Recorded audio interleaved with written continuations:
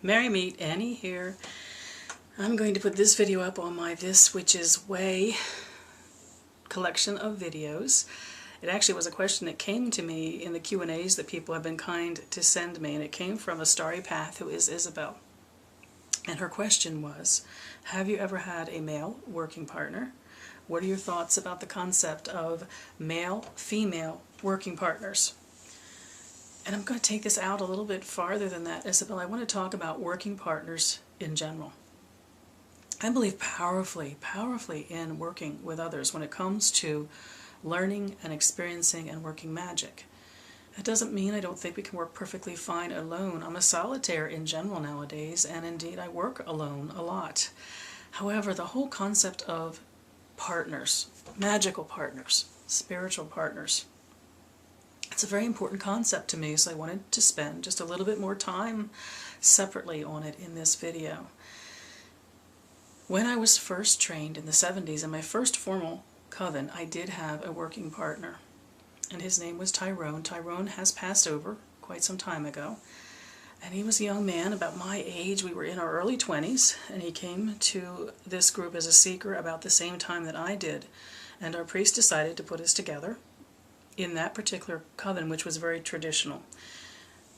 Seekers were put together in couples of male and female.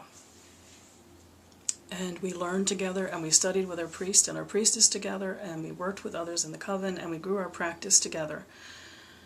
And the reasons were many and varied. It was a Gardnerian coven, so it was all about the male and female balance. And I had a very powerful learning from that early time. Tyrone was gay, and being partnered at the male-female working level in a traditional coven with someone straight and gay, it brought us each a very interesting concept of energy and who God and Goddess were, which I have benefited from my entire life, which is, I learned early on through Tyrone that God was so much more than I may have understood as a straight woman relating to God as male. And at the same time, Tyrone also could relate to how God felt to me as a straight woman, and also what he became and grew to be the longer that Tyrone and I worked together. We both benefited from that pairing, and I remember at the time there was some debate about whether it was the right thing to do. That in this duality, polarity, male-female kind of traditional Wicca that I came up in, there was no prejudice against Tyrone because he was gay, but it was more like, would the balance be right? I almost think in a way he and I were guinea pigs for our group. Tyrone was the first gay who had come to us. There were many later, but he was the first, and we were almost the test pattern for our priest treating us the same way he had treated any other couple who were brought to the initiate level working together. Nothing but good came of it for he and I and for our circle. And there was a great knowing out of that experience and the work that he and I did together, which elders in our circle came to acknowledge was very powerful working together. He and I just were meant to work together. I think the power rose out of the fact that we both learning through each other and spending so many hours working with each other. God and Goddess became limitless to us. However, I may have, in my limited one world of view of what Goddess might mean or God might mean, it was opened up and changed and expanded by what the two of we young people did together in our workings. It was a huge experience in my life. God and Goddess became something that was, I'm not going to say without gender, I'm going to say that suddenly gender was not the limiting thing. It was the fact that we decide what a gender is and does, which is the limiting thing. And my entire life has benefited so much from this limitless understanding that male and female are beautiful and amazing and so full of possibility.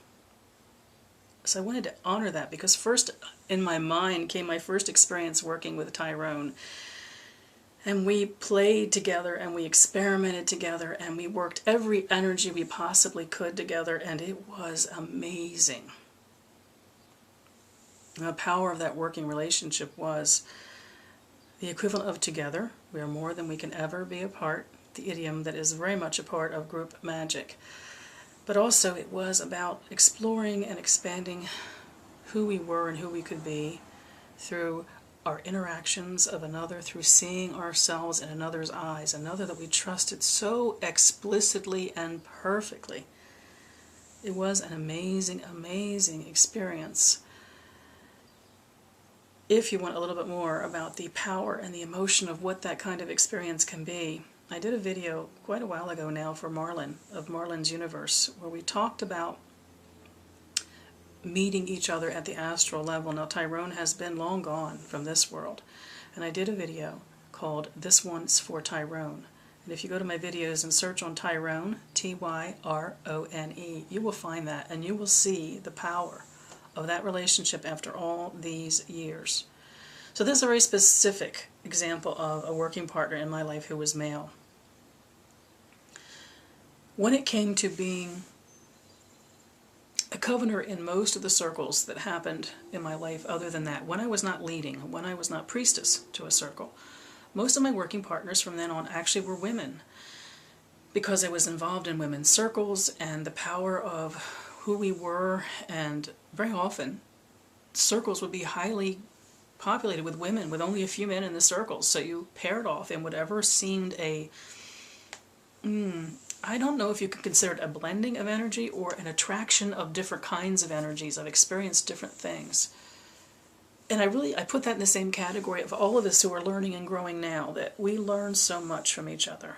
And when we are in a relationship of total trust with a working partner, which would be true at the spiritual level, it can be the same thing in the mundane level. The people who are in our lives, our loved ones, our partners, our mates, our friends.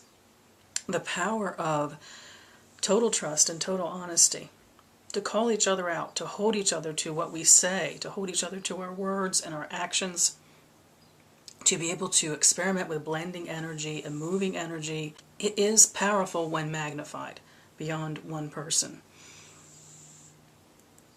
There are new viewpoints and new experiences and new takes on what we were experiencing. There is someone who witnesses, someone who participates.